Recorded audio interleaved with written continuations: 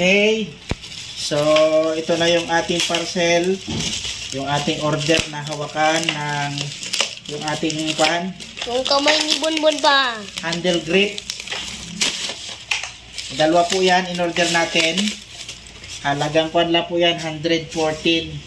Okay. 114. Tapos,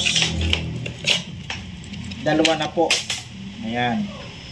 Para sa ating kwan ito, Sa motor yun Wave 100. Sana makasya siya.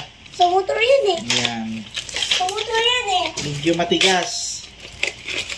Oo anak, huwag ka maingay. Marinig ka doon. Ayan. Wala lang siyang hawakan na makakwan talaga.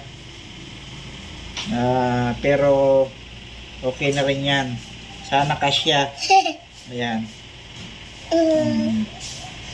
Boss, dalawa po yung order natin. Pula at itim. Meron pa Pula at itim. Ayan. Sabi ko na liran ito. So, 4.